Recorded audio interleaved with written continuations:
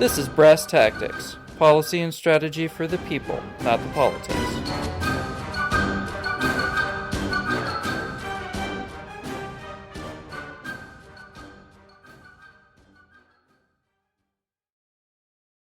When we last left our adventurers, they were in a heated debate over the irrelevancy of musket and rifle wars.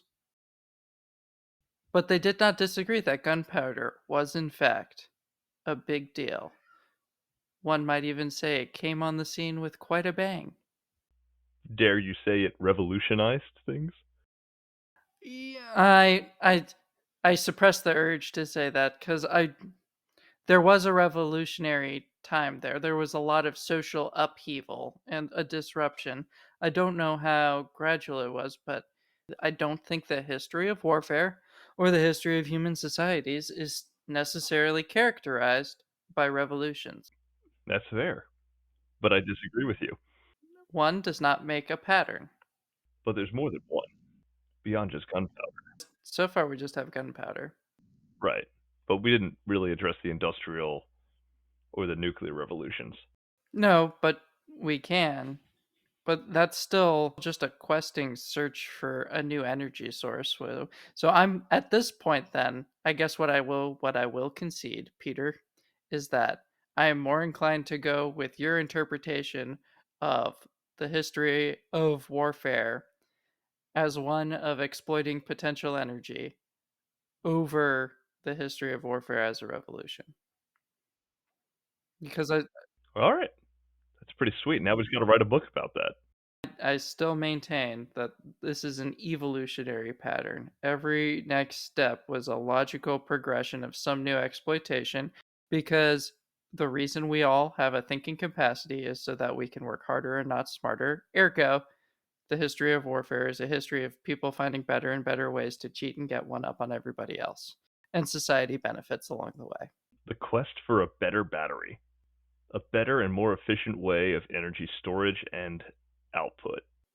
This episode, sponsored by The Matrix. It's all a simulation, people. Wake up. To turn a human being into this. But so getting back to the topic at hand, we left off with me vetoing a deep dive into the 30 Years' War and doing anything with the Swedes or the Dutch because it's just not pertinent to the evolution or revolution. They still have muskets, they still have pikes, and the next big person that I would argue disrupts or moves the ball forward, progresses things in any way is Napoleon, is what I would argue. Start of the 19th century. Fight me, Pete. I wouldn't say Napoleon so much as changes as harnesses the energies that are basically bursting out through the French Revolution, which is made possible by the Industrial Revolution, the printing press, urbanization, the populace. That's fair, but I'd also say that this might be getting a little bit more chicken or eggy. So it's definitely this time period is the next change.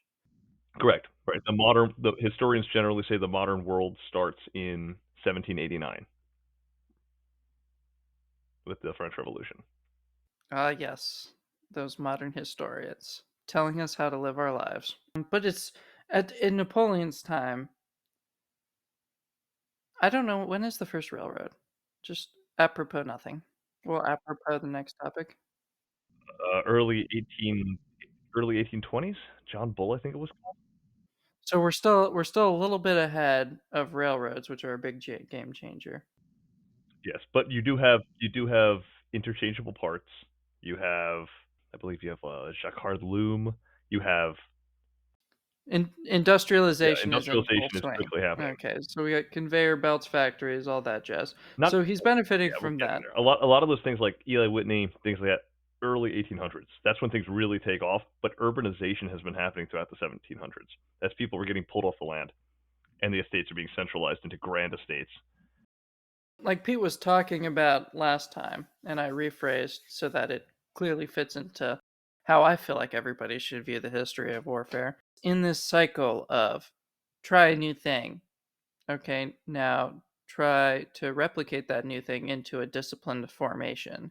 introduce a new dimension. So you go from the proto-phalanx to the phalanx to cavalry, eventually. There was a chariot in there. Please see last episode. Napoleon's next big thing, you have muskets, you've developed muskets formations, you've started using the musket, the rifle, the handheld cannon, and in some capacity is now the primary armament, supplemented by cavalry. And like Pete pointed out, the next progression after developing a formation or adding a new dimension is that the state then puts some sort of monopolization aspect over it. You see the nationalization of these things. You basically see the state itself becoming the primary director and investor. And like Pete also just said a second ago, it wasn't really Napoleon per se. Napoleon just worked with what he had. Napoleon comes up with this fun cocktail convo, levee en masse, which basically means, in American, we would say that's mass conscription. It might come off a little bit surprising that it took this long before somebody started conscripting people. But again, like Pete said, he's using what's there. So the French just did this whole French Revolution thing and spent several cycles just murdering, unaliving each other in a quest to find equality. Whatever you want to call the net result, as Emperor Napoleon comes out on top of this, there is now this sense that the state is for the people. And reflexively to that, the people also owe the state. They own the ownership. The state and the people are supposed to be the same. And so, just as the state has an obligation to protect the people now have an obligation to the state. And ipso facto, levee en masse. You must do your time. You're also driving toward this concept, which will be fully realized at the kind of the peak of the industrial age in the late 18 early 1900s, where the German political scientist Max Weber begins to define a state as a entity that has monopoly of violence within its borders. He coins this idea of a centralized state basically holding the monopoly of violence within its borders. We are now at the modern period, so it is my turn to be the know-it-all since you and I both know I've actually read these books. So, Napoleon wins for a while until he doesn't. And there is some changes in sea warfare, but not really anything that you'd consider evolutionary per se. Because the next step in the evolution is intellectual. P1 was the scientific revolution. I know that people like to draw a distinction there between the Renaissance and or Enlightenment rather. Yes, you may Google it and then pretend like you were just quickly recalling it. That is acceptable. So Isaac Newton lives approximately mid 1600s to 1723. So the scientific revolution is generally considered when he invents calculus, which is, I believe, early 1700s. And then there's a series of very, very rapid scientific advancements that kind of follow on from that all through the 18th century. So the scientific revolution precedes the industrial revolution and kind of begets it. So is this technically an era of what do they refer to this era as? Which era are we talking about again now? This is the 1780s and 90s. Yeah. This is the era of revolutions. So you have the American. What bucket would Clausewitz be put in, I guess? He's so okay. So we are in the Enlightenment. So the Enlightenment is a catch-all philosophical for the 17 and the 1800s, and it encompasses a bunch of different movements. Clausewitz, he comes in the tail end of the Enlightenment. So because again, he's writing 1820s to 1830s.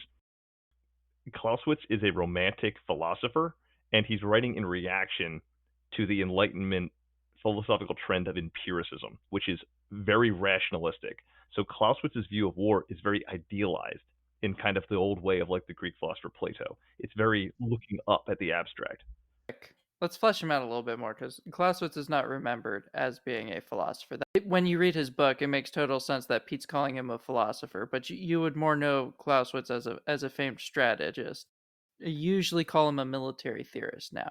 But his biggest contributions is that, and this is where I argue this is where the new dimension, the new evolution starts with Clausewitz. He starts looking at war philosophically. He was a soldier.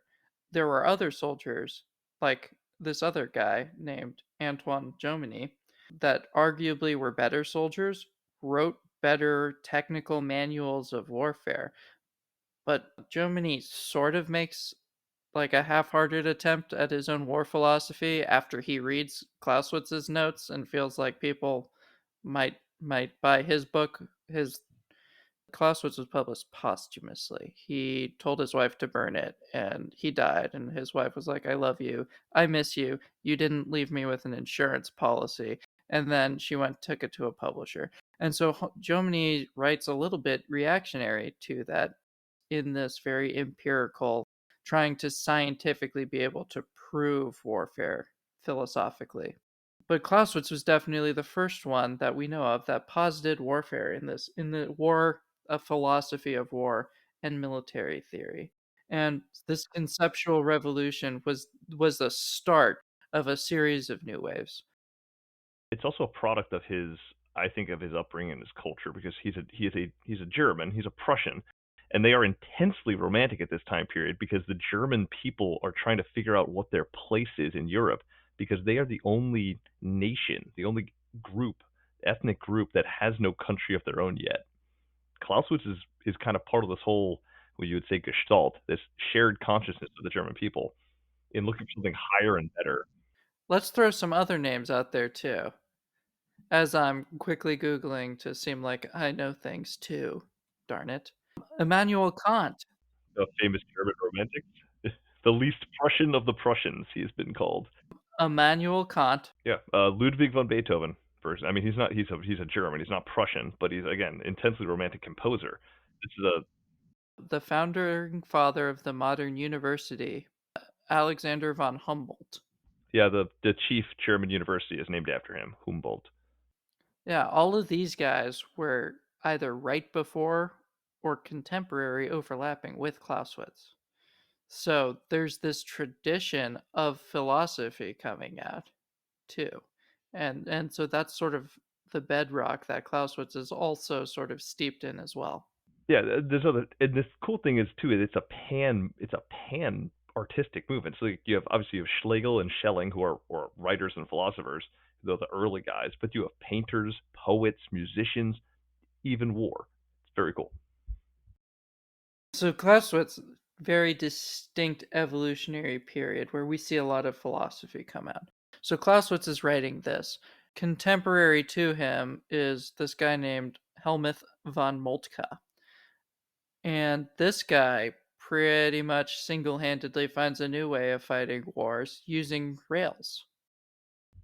Well, yeah, contemporary. I mean, you got to be fair. Von Moltke's a little. He's like, I think he's like 20 something when Clausewitz is at the Krieg's Academy. He might actually study under Clausewitz, possibly, because Von Moltke's. I think that's still fair to characterize as a Yeah, I contemporary, guess so. especially when when in a lifespan of 30. How what did he was he 38 when he died? He was in 42. his 40s. I'm pretty sure. Yeah. So, but he's a generation behind Clausewitz. But yeah, you're right. He's a contemporary. He might have studied. I should look into this. I'll see if Von Moltke studied under Clausewitz. That's pretty cool. There's definitely overlap between how von Moltke leads his armies and Clausewitz, but you see the incorporation of railroads to shorten lines of communication is what they're called, moving supplies, moving people. And they're doing a very good job at this. But at the same time, the rest of the world, because Jomini's book was published first, and the French, especially because of Napoleon, are kind of looked at as the paragon of military might at this time. Most places are studying the French, including a little gem called the Reform School on the Hudson. Excuse me, the United States Military Academy. This is one of those places that it teaches French essentially for the purpose of reading the French texts, the French military texts, the French manuals of warfare. This leads into one of Pete's favorite topics. It was a rather unfortunate conflict where everybody is applying a lot of what Jomini says, right or wrong, and it doesn't really work out well for anybody, which is in fact characteristic of anybody applying any military philosopher that we're going to talk about for the rest of this episode. American Civil War. It's kind of hoping you talk about some of the innovative things that failed here. But tell you what, You can have 30 seconds to talk about the Civil War as a travesty, and then switch over for me to Steam Power Monitor Merrimack.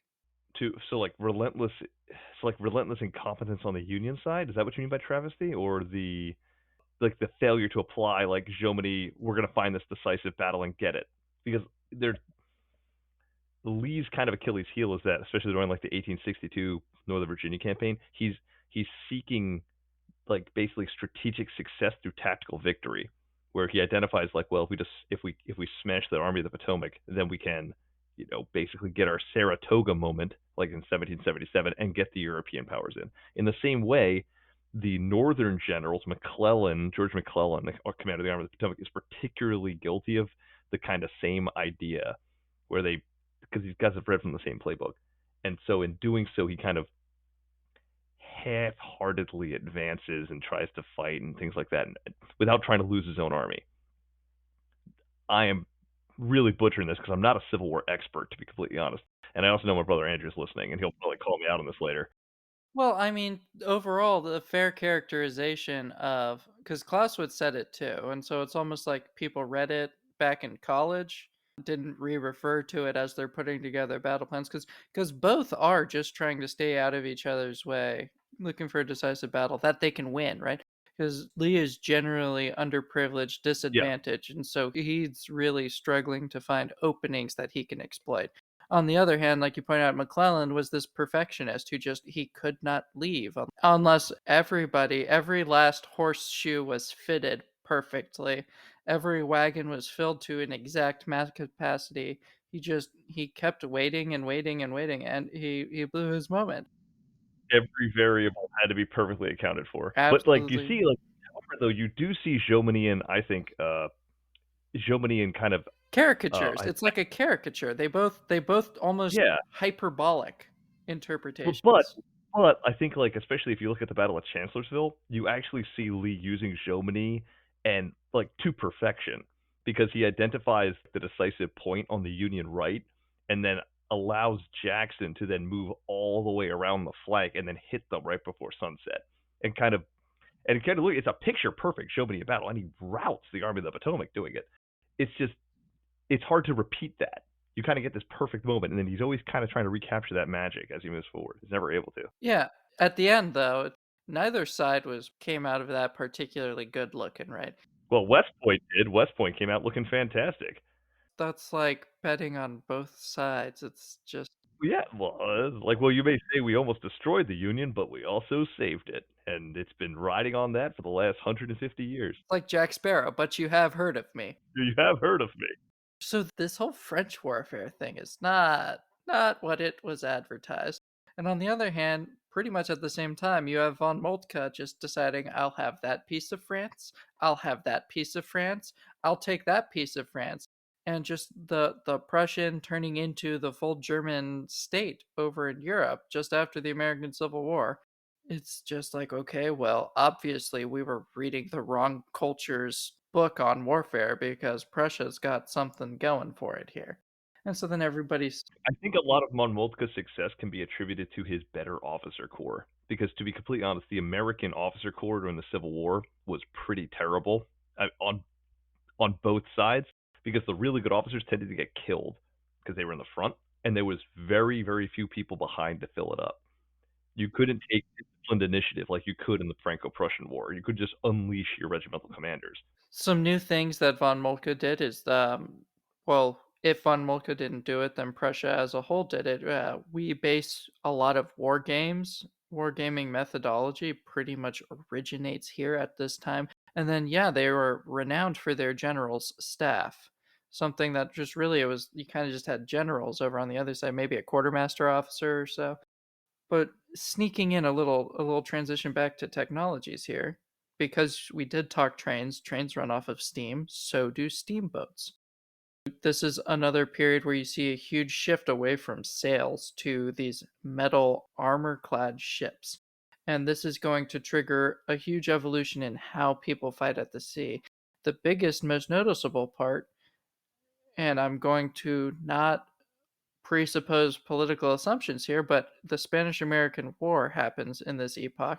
And at the end of the Spanish-American War, the United States has this complete network of random islands that aren't necessarily good for much, but you can store coal on them. And steamboats, steam battleships, steams, whatever, use up a considerable amount of coal. And so staging coal, knowing where you can resupply your fuel source, becomes a huge deal, which I think is an important indicator to a change in how we consider basing supply chain management and things related to warfare. There's a few things that provoke that, though, because obviously you have the very famous battle between the Monitor and the CSS Virginia, formerly Merrimack, the first two kind of true ironclads, and significantly, neither of them are able to damage each other. They just kind of lob cannonballs at each other, and then they just go home afterwards because they run out of power. But yeah, you also have a submarine that the South tries out here. I wouldn't recommend it though because it was sort of The Hunley did not have a good reputation. it wasn't a suicide submarine by design, but it did require manually placing a torpedo into a wood hull, and so it worked once. It did work once, but Yeah. yes. Anyway, sorry. But you see people leveraging this new dimension. Yes. So what's something that we really pay attention to in America is there's a little-known war called the War in the Pacific between Chile, Peru, and Bolivia in the 1870s, and the Peruvians had an ironclad called Huascar, and that ironclad does unbelievable damage to the Chilean fleet that's mostly wooden hulled. That seeing the ironclad in action, especially against unarmored ships, that makes not just the United States pay attention, but everybody in Europe. And that kind of kicks off a naval arms race that the United States is paying very careful attention to. That's why we kind of get into the Spanish American War and realize, yes, we need to make these protected cruisers, these armored ships, and these ironclads. And as these new dimensions are opening up, following in this vein that Clausewitz laid down, you have Alfred Thayer Mahan in America, and then very shortly after him, Julian Corbett in England, that are writing naval warfare theories. So they're riffing off of Clausewitz. Might not be the best way to say it, but it's a great way to think about it because they clearly read Clausewitz, they clearly read Jomini, and they co-opt or generate new ideas relevant to steam-powered navies now. And so you see this same transition mirrored in the naval scene at the same time, rolling into World War I, and then also after. There's a new dimension that opens up as the airplane starts to be proven a viable platform. First, it was sort of viable insofar as you could float it in the sky with a person in it, used for things like reconnaissance, spotting targets for field artillery, things like that. As Dropping leaflets, that was very popular. propaganda, but as it develops, it's going to start developing new capabilities that you don't really see until World War II. But you have Giulio Douhet, this Italian guy, and Billy Mitchell in America, both sort of sounding the drums, heralding this new dawn of the air domain. And so you see this air domain open up. The other thing that World War I was awful, and again, cannot endorse Dan Carlin's hardcore history hard enough. But the other tragic thing, like I said, Germany is to the American Civil War as Clausewitz is to World War I. Everybody read Clausewitz and tried to apply Clausewitz, and it did not go well. Because you just see them first, they try to rush around the entire flanks. So they all are rushing basically to the coast of the English Channel. They can't make it or they can't outflank each other, so instead they dig in because the defensive is generally a more advantageous position. And so they dig in, and then they both keep trying to invent bigger and bigger field artillery pieces. And the tank starts to get proto tanks start debuting in this war as well as ways to get over that trench. But ultimately, what starts carrying the day is massive waves, just rolling tidal wave tsunamis of field artillery fire, followed immediately by troops, what the military refers to as a combined arms action, where you're using multiple types of attack all at once. And so you see this burgeoning combined arms warfare happening here. At the same time, you have the telegraph. It's not the greatest piece of communication, but you can send a message over very, very long distances once you've set up very minimal infrastructure. And so all of these things come together in World War One. And that leads to an interwar period where people are kind of just like, what the heck just happened? And you start having a few new theorists sort of positing things, putting ideas forward, but I think mostly people are kind of just shell shocked. They're shy. They don't want any of this anymore. There's not much appetite for it. There's a historian named Basil B.H. Liddell Hart in England who starts putting together theories, but he doesn't really produce his most well-known works until after World War II. But this brings us up to World War II. So, Pete, next things I've got written down are the bomber, the radio, the computer. I kind of left the atomic bomb off of there, but I suppose we could throw that in there. There was a so the bomber is interesting because after World War One, there were people who got really excited about air power. The idea that you could just fly over the enemy line to just lay waste to his cities. The most notable was a guy named Duhay, who was Italian, I believe, which is interesting. You don't get too many Italian war theorists post Machiavelli. I already said Duhat. Duhet, right? But he had this wonderful idea where you could just build enough bombers where you could just utterly destroy an enemy's factories, homes, cities, everything, and prostrate him. And then you wouldn't even fight the war. It would be great. The war would be over before any soldiers died, just obviously lots of civilians. That was proven to be a little overly optimistic. And for like during the Spanish Civil War of the 1936, when a lot of these things were kind of tested out, they determined you could not conceivably drop enough bombs to do enough destruction to do what Duhay was proposing. Hold on, you're going to have retired Air Force service members coming after us if you keep down this. This Oh no, not at all, not at all. But which This is a very touchy subject about it is how, indeed. because both in the Pacific and European theaters where we tried both kinds of bombing, strategically concentrated bombing of key places, and just also just carpeting everything that could possibly support human life with bombs, and neither of them really moved the needle in any. Well, they kind of maintained air superiority nominally, but yeah. Yeah, I mean, shout out to Dan Carlin for his. Again, he does a great one called Strategic Insanity, which is all about strategic bombing of civilian infrastructure. And the idea is that, for example, Bomber Harris, right? The bomber will always get through. But what Joe's referring to is there's actually still an ongoing debate in military circles as to can you win a war with just air power? It's a very seductive idea because, like, oh, look, we don't have to commit any troops. We don't have to get anybody, of our side killed. We can just bomb the enemy into the Stone Age. And the last decisive engagement we were in, where it looked like a conventional battlefield, Desert Storm, did not help settle this debate because yes, the land campaign was over in what, four days or so, Yeah. a handful of hours, and but there was a 3 week air campaign before that that just glassed important zones. So Boy, was that effective. Like 2000, I think it was 2,800 aircraft flying tens of thousands of missions. Unbelievable. we got to close out World War II first, though. So Yeah, yeah, yeah. Sorry, sorry, sorry. So you get the bomber. made somewhat more useful by incorporating the wireless radio. Correct. Oh, and the radio you can use a lot of things. The British had a very clever idea where they put two radio transmission towers, kind of several miles away from each other, and pointed them along the same azimuth, so that they made an X. So you could use that radio tower as almost like a primitive GPS and figure out when those signals coincide. You then drop your bombs. They did that for night bombing. It wasn't terribly effective, but it was extremely clever. You have radar come up, radio detection and ranging, which is using radar waves to see enemy aircraft long before you can hear or see them with your eyes. Dang, there's a lot of stuff that happens in World War II. I want to go back because I think I might have been today years old when I realized radar is an acronym. Oh, you didn't know that? No, I didn't know that. Yes, radio detection and ranging. That's what sound navigation and ranging. That's what sonar means. And How about that? same with lidar. Lidar is just light detection and ranging. Those are all three of those are just acronyms. Look at that. Yeah. Anyways, so Cocktail convo. yeah, radar. It's an acronym.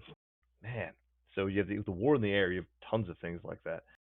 Some other info. So the radio. The radio. Oh yes, the radio. Fascinating. You've got Saving Private Ryan. You've got Fury. Yeah, those are movies. Yeah. So interesting thing. So about radio, when the Germans invade France in 1940, their tanks not only do they have fewer tanks, but their tanks are not as good as the French tanks. The reason why the Germans are able to do what they do in May and June of 1940 is because their tanks all have radios What in is commonly referred to as them. Bewegungskrieg. Yeah, I don't like it. it's okay to say it. And so it's conventionally known as Blitzkrieg. Again, like we talked about episode 1, Germans didn't call it that. They weren't setting forward. They didn't go like, "This is going to revolutionize the battle scene, yo." They were just like, "All right, hey, that trench warfare thing did not shake out our way. Let's make sure to do anything but that one this time. How did that von Moltke guy kill France? Oh, Hmm. he kept moving. Let's just keep moving. Hey, look at this internal combustion engine powered by petroleum. It's pretty neat, huh? Hey, it goes pretty fast. You know, we actually have a need to go fast right now." And you need to talk fast too. So Blitzkrieg was the Reese's peanut butter cup of conflict. It was. And notably, the French were primarily using landline telephones. I don't know if how many of our younger listeners still know what those are, but like required physical wires to be run from station to station. And as soon as there's a breakthrough and they bust through the lines, those telephones become useless. Like Sean pointed out in our second episode, right? There's when you feel like you won the last war, you don't really have a reason to try and change up what you were doing. So the biggest, most successful cheaters are often the people who didn't win the last time around. So that brings in the radio, and right at the tail end of World War II, you start seeing, and I mean like just start seeing, like, because computers are like the size of buildings, so they're marginally useful, but as they figure out how to make them smaller, one of the things they do, I think by Vietnam, I'm not going to bother looking this up because I just don't care enough and it's not that relevant. Oh, do you want to learn about the first digital computer? Because I can tell you about that. They start using computers to dial in naval battery fire, among other things. And so you see one of the first things the military uses computers for is to become more accurate with weaponry. Exactly. The actual first ever digital computer made was the Electronic Numeral Integrator and Computer, or the ENIAC, which was the first ever electronic computer, not an analog computer. And that thing was used for Nike missiles, which were essentially giant surface to air missiles that were designed to shoot down Russian bombers and later Russian missiles. All about weaponry. And this was the beginning of the end of true strategy, where we just have progressively offloaded more and more of our strategy, of our creativity, of our genius, of our desire to win to machines until one day it will culminate in the singularity known as Skynet. And the robots will come for us all. Well, that's a little pessimistic, isn't it? Yeah, well, I'm gonna get there, but first I have to make it through buzzword culture. Tell me about buzzwords. What's your favorite buzzword? We can get there. Okay. We have the computer's emerging. At the same time the computer's emerging, you start seeing the ultimate form of combined arms warfare. In Korea, Douglas MacArthur attempts the first all service joint operation with Operation Chromite. It took a lot of planning and a lot of coordination because joint forces don't necessarily play well together at this time because they're not wired to work across domains. Where and when was that? This was Korea at Incheon, which is near Seoul. What? Did I say it wrong? No, no, you said it right. It's the most spectacular amphibious invasion in military history. Yeah, and this is before he recommends just nuking it. Yes, this was back when we still liked MacArthur before we canceled him. Well, West Point still likes MacArthur. Yeah, it's kind of Let's weird. not try to hide West that Point's one. kind of weird with MacArthur. Yes, for those of you who are keen listeners, we're kind of leaving out nukes. Nukes are going to get their whole new episode. They are arguably, yeah, that was very much, the bomb itself was a revolution. I don't think there's two ways around that because it creates this whole new dimension of political and international relations. So we'll do our own episode on nukes. Hopefully, we can get a cool expert to come in to talk with us about it. So you have Operation Chromite, you have the computer, and this is taking us up. Let's just fast forward a little bit to say we are now coming towards the end of Vietnam, and space is cool. Am I right? Because the next big thing, the next recipe, the final secret lethal ingredient to strategy and creative genius, the secret ingredient X that creates Frankenstein's monster known as RMA theory, was the global positioning satellite. Between the computer and the global positioning satellite, everything about warfare changes, especially everything about military theory. I see Pete maniacally tapping his fingertips over here, so I'm going to pass him the aux. But would you say that it helps reduce the friction and the chaos seen in warfare, which is the whole point of what strategists are trying to minimize? Whereas the GPS signal, now you know exactly where your troops are at any given moment. It's yes and no, because the problem is it does such a good job. People think it does a perfect job, right? And there's becomes this assumption, this almost baked in hubris that everything known needs to be known is known. What is my favorite buzzword? Well, Pete, the acronym for it is DBK. RMA theory, regardless of who you read, revolution in military affairs theory argues that there are three things that fundamentally changed war conceptually: dominant maneuver, having better toys than somebody else to actually place on the battlefield as opposed to hit them from farther away, precision guided munitions. So for the far away fight, you have better missiles, better lasers, better unmanned drones, not necessarily bigger, right? They are far more accurate and have a far higher rate of accuracy and lethality for what they were aiming at rather than just going for collateral damage, like, say, the nuclear bomb. And then dominant battle space knowledge. With the almighty computer and the satellite, we can see anything everywhere at all times, and we can defeat the enemy just by knowing about anything we want to. This is burgeoning right in the mid 70s. It's part and parcel of what we're developing. Those three things: precision guided munitions, dominant battle space knowledge, dominant maneuver were the linchpin to our offset strategy to be better than the communists, to be able to be prepared to defend against the USSR. And after after we decide that this concept becomes self-aware amongst the zeitgeist of our strategic superiors and founders, you see something else happen. Instead of doctrine changing over long spans of time, you see everybody and their mother coming up with a new phrase, a new buzzword to get everybody all on board with and think that they're the greatest thing since sliced bread. Apropos of nothing, the academics are no longer a part of this conversation. I skipped past a whole bunch of people that made massive contributions to the study of strategy.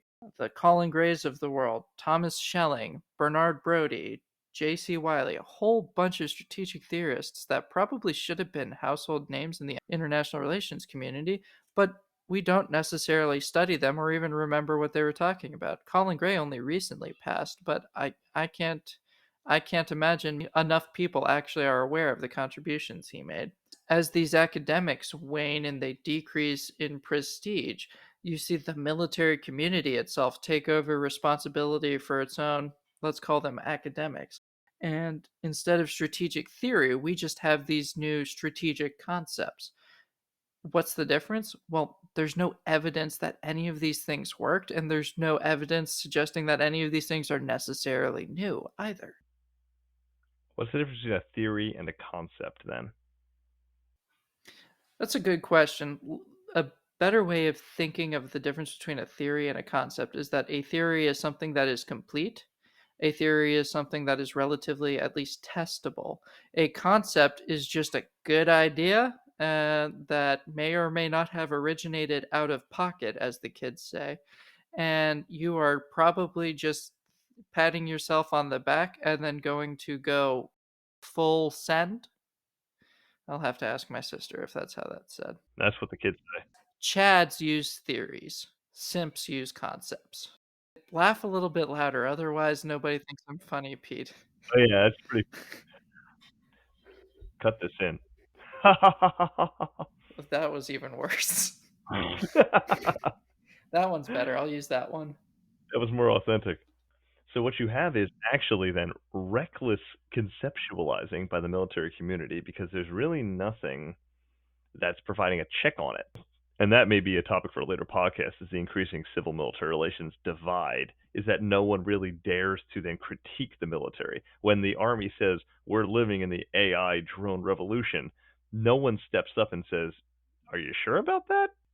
But honestly, it's a good question. So this next list, and I have to make it through the list, but I expect you got something to say or at least can reference various battles or campaigns or operations in between these things. Yeah, sure. The following is a list of criminal charges I lay at the feet of previous alleged strategists. 1976, one count of active defense. What is an active defense, Pete? Because I can tell you what I think an active defense means. It means you are actively trying to not be attacked. Active defense is how Americans say retreat. It's like how the British say tactical withdrawal. So that is active defense became that is what people basically said. We said we gotta get rid of this buzzword for our strategy because it sounds like we're constantly running away. When active defense just meant, hey, wherever the USSR were gonna be, we will be there to contest them with our dominant maneuver, dominant battle space knowledge, and precision guided munitions. Right, which is it's just a spin on flexible defense, which is a thing I think the Finns and the Germans came up with during World War II.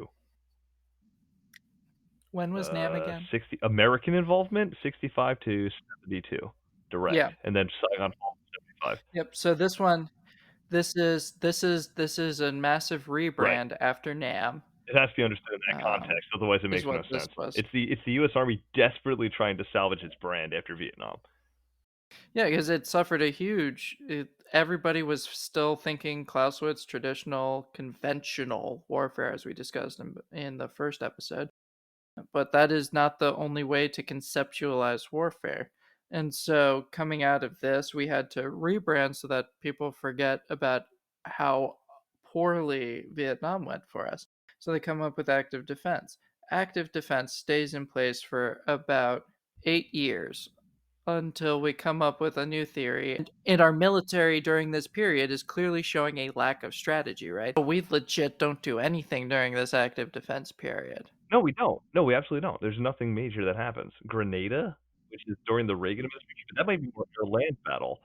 Yeah, well, so active defense goes untested, unchallenged, unproven until somebody else comes along and has a new branding name, and that's called air-land battle. Air-land battle at least posits this theoretical connection between air forces and army forces working in a combined arms effort sort of way.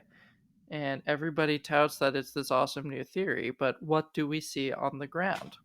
Absolutely nothing because there's no change from the active defense posture. No, this is Go ahead. this is where we legit see urgent fury. We see just cause. We see a series of systemic failures until a final new political evolution happens in 1986. So you have Eagle Claw, where Marines crash into Army helicopter, Oh, let's be or fair to Eagle vice Claw, versa. though. Let's be fair. So Eagle Claw is pre-US SOCOM or JSOC. So there's no This unified. is all U.S. This is all pre that. This is This is pre-JSOC. all So there's no this is unified. all pre Yeah, 1986. yeah, I know, but like there's no. It's a special forces operation, so I don't think it's fair to compare it to conventional strategy in that, and it's a garbage one because you have Marine, Air Force, Navy, and Army special operators working uncoordinated because there's no single component commander. Eagle Claw is a disaster because it's not coordinated and it leads to Joint Special Operations Commander JSOC. I just don't think it's fair to put Eagle Claw on the same level as Urgent Fury or Just Cause. Since there is no special forces yet, I think it is, but that's fine. We can leave Eagle Claw out of it. You had Urgent Fury and Just Cause. Urgent Fury was characterized by several failures. Air Force was not talking to Army. A couple of Navy or Marines got schwacked by US Air Forces. And it characterizes this whole lack of coordination, lack of true strategy at the fundamental level.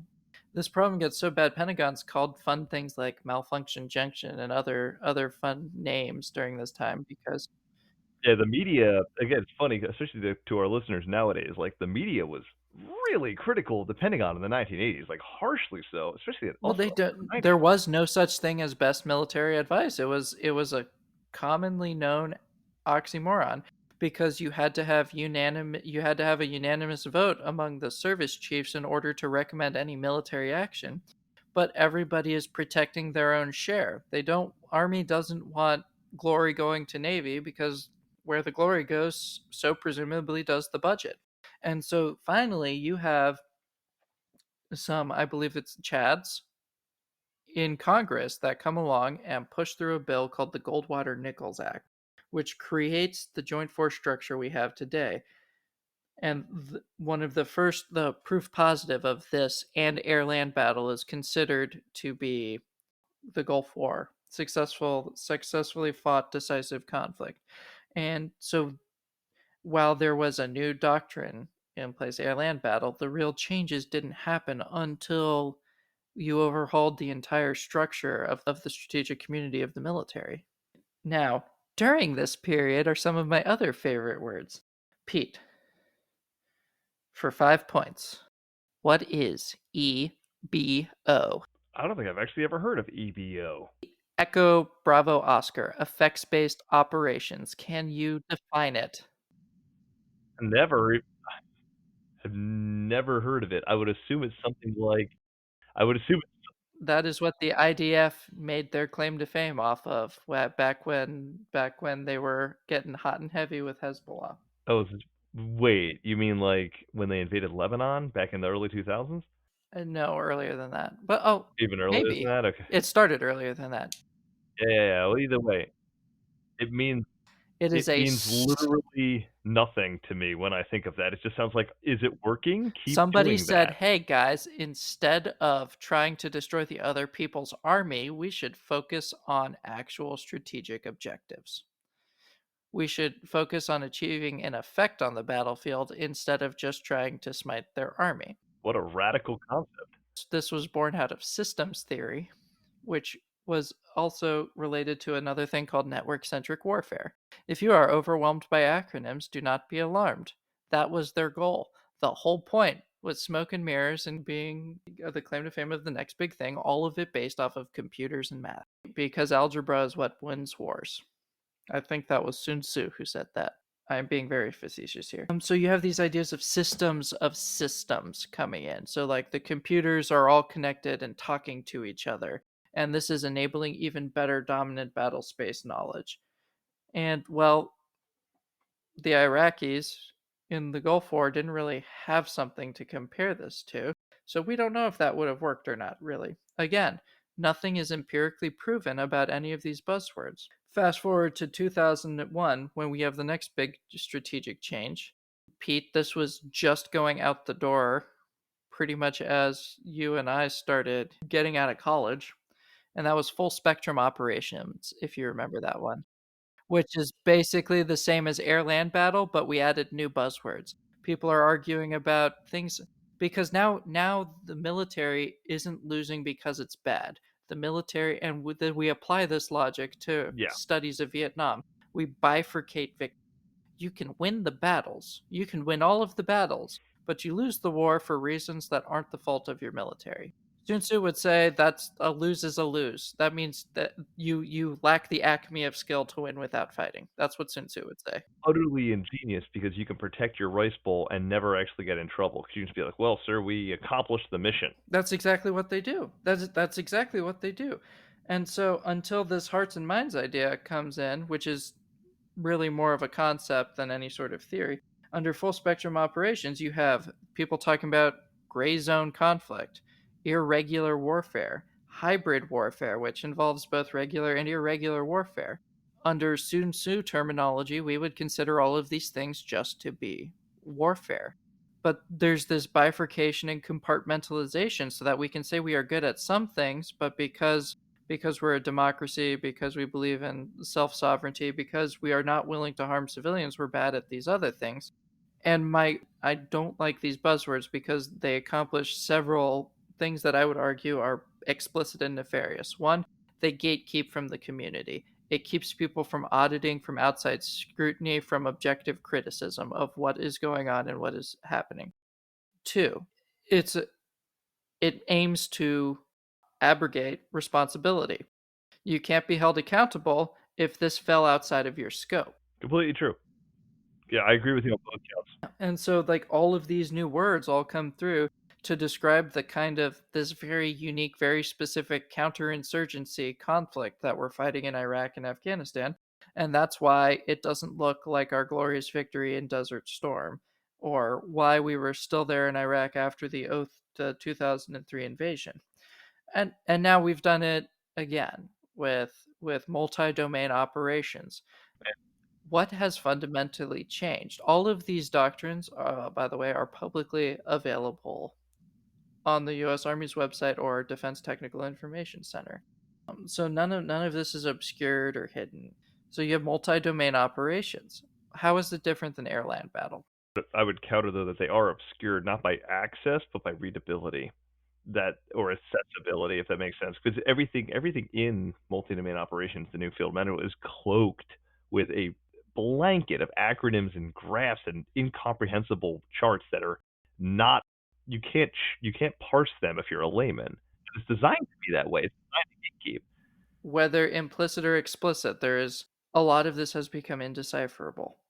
But multi-domain operations, the biggest changes is that it's acknowledging things like cyberspace and space as multipliers, as things that you can leverage in the fight. But ultimately, all of this is just a snowball effect. They're just natural evolutions from things that came before. Sea was a new dimension, air was a new dimension, cyberspace is a new dimension, space is a new dimension. And that brings us up to today, where people are arguing we are in the midst of this new revolution where robots are going to be fighting the next war. So you have unmanned aerial surveillance, you have UAS, these drones, right? Some of them are semi autonomous. They're experimenting with autonomous drones, artificial intelligence, machine learning, all of these new buzzwords that are going to completely revolutionize warfare. Okay, but how? Is it just removing the human element? The hope is that we can win quickly and cleanly without suffering any casualties, which is the same delusion that has been all the way back through every single domain as it's been unleashed. We can bomb the enemy into submission without suffering any casualties. We can choke them off via naval blockade without suffering any casualties. It's just a repeat of the same ideas from the past over and over again. And that's my point. That's why I don't think RMA theory is really applicable, because it doesn't look at things holistically. Sure, you can say there were revolutions in concepts and technologies every so often, but how is that anything different than what we talked about Alfred Thayer Mahan saying in episode 2, right? You have these plateaus amidst these very, very sparse upheavals. And it's just uh, I really don't know where to go from here. This has been RMA in a nutshell, right? There's not really much else to discuss in looking at the history of warfare, but it helps understand nothing came out of the blue is the biggest point. Whether you believe that it's all about Pete's potential energy, or my theory of finding new ways, new leverages, getting your people further and further from the battlefield while still being able to kill. However you believe it, this is how the study of warfare has developed. And I would argue, because again, one of our rules here is that we very clearly label our own personal conjectures. I would argue that the study of military theory stopped when active defense was announced in 1976. Okay, interesting.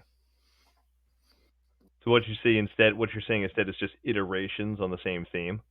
We have not progressed. We have not progressed in our understanding of war and warfare since then. It has been a focus on new strategic concepts rather than holistic theories that help us understand warfare and find a new way around. And even when we had these theories, like Clausewitz, Jomini, whoever else you want to pick, a lot of times people got hyper focused on some of their concepts, like outflanking the enemy, leading to World War One's massive lines of trenches, right? And so there's this lack of holistic approach. I don't know if it's because the material's too dense or if it's intrinsic in the training or the education, right? But nobody we've looked at in the today's episode, at least, really demonstrates an appreciation or understanding of Sun Tzu, of warfare as this holistic existential struggle for life and death. There's no rules, there's no agreed upon norms, and if there are agreed upon norms, you can expect somebody to try and break them. There's no everything is focused around the computer. Everything is focused around the drone. And I think that is going to create a huge vulnerability moving forward. I think the lack of academic progress in this dimension is going to come and bite us in the hind end at some point. Wow, this episode ended on a little bit of a bummer. Yeah, but it was still good. Tip your I waitresses. think people want some more. Yeah, and No, just do it out with a nice bouncy exit track. if you do want to know more, I'll have a couple of links to some things posted on the website. Yeah, and some show notes. Yeah, well, the show note will refer to the website because I can't figure out how to make long show notes, and we generally have a lot of eccentricities to curtail. If you like what we do, leave us a review. If you want to learn something specific, I don't have that many episodes planned that far out ahead. Hit us with your suggestions. We'd love to hear them. We'd love to talk about what you want to talk about. I can't stress enough that the two purposes of this are Pete and I just beefing with each other and just trying to make military theory, trying to make political science, trying to make foreign policy principles transparent to folks that feel like they can't understand what's going on in the world. Because everything that goes on in the world ends up coming back home at some point. And we want people to be informed and at least know why. So that if somebody has something to add, somebody can construct, move the ball forward, and improve things, they are empowered to do so. So, yeah, see you guys. You will hear from us next week. Next time. Bye.